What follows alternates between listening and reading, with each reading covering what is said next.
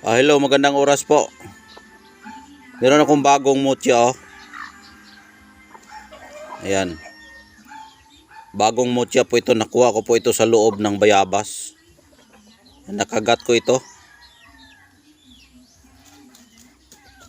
Ayan, nakagat ko yan.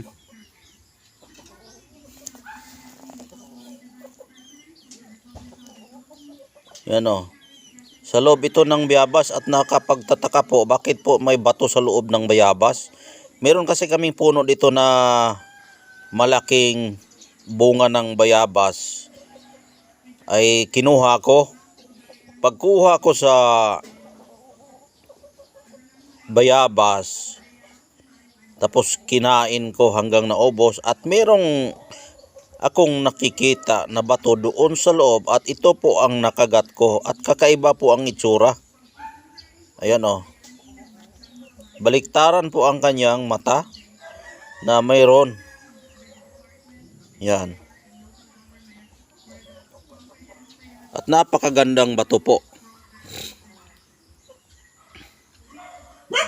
Hindi ako makakapaniwala na ang mutya pala ng bayabas ay iba-iba. Hindi lang ang porma na bayabas yung kanyang porma.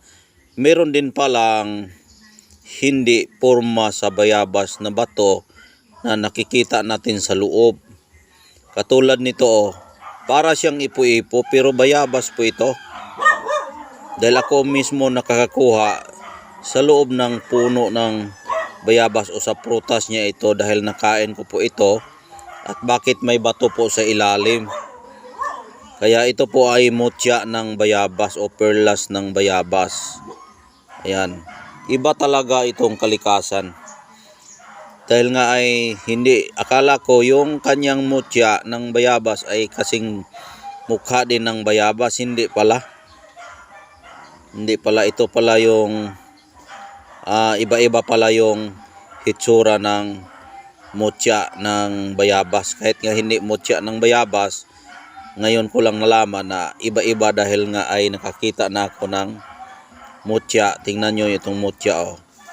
Mutya ito ng bayabas, oh. Malakas talaga yung aura niya. Malakas yung aura niya, ha. Ayan, oh.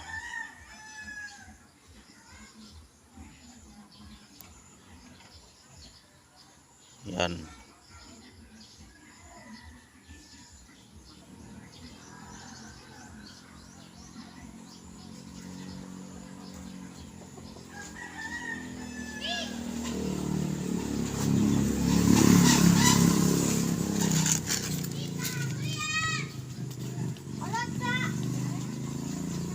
Yan, ipapakita ko sa inyo anong itsura. Nakuha ko ito araw ng Biyernes. Ayan. Araw ng Biyernes. Ang mutya pala ng bayabas, uulitin ko po. Hindi talaga natin na ma-sure na ang kanyang mukha o bato ay porma ng bayabas. Ay hindi pala dahil ito sa loob rin ito ng bayabas na kukuha. Hindi ko mabidyohan dahil hindi ako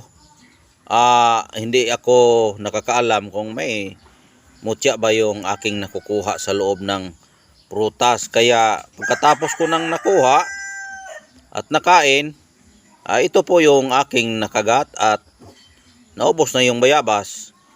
Tapos tiningnan kong mabuti, tinago ko ito at ngayon ko lang ipapakita sa inyo. Baka kukunin ulit ng aking gabay. Kaya pinapahinga ko muna ang mutya bago ko ipapakita sa inyo at iba-vlog.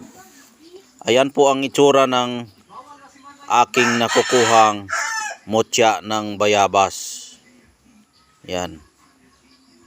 Akala ko po yung mutya ng bayabas ay kasing mukha rin ng bayabas. Ay hindi rin pala. Dahil nga ito yung sa loob ng bayabas na nakukuha ay mutya ito ng bayabas dahil ako mismo nakakuha. At iba ang itsura dahil mayroon na akong nakukuhang bayabas at naipadala ko sa aking mga kaibigan.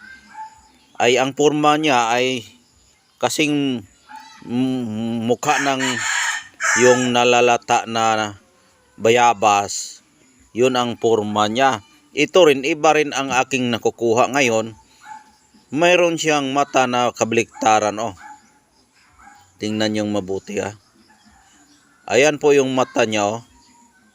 Oh, ayan oh, baliktad no. Oh. Yan po ang itsura ng aking nakikitang bayabas. Iba talaga ang kalikasan no. Iba talaga. Yan oh, napakaganda po talaga oh. Yan. Napakakintab po itong mutya na ito. Back to back ang kanyang pagka mata na galing ito sa loob ng bayabas. Iwan ko bakit ito pumasok doon kung wala naman itong kapangyarihan.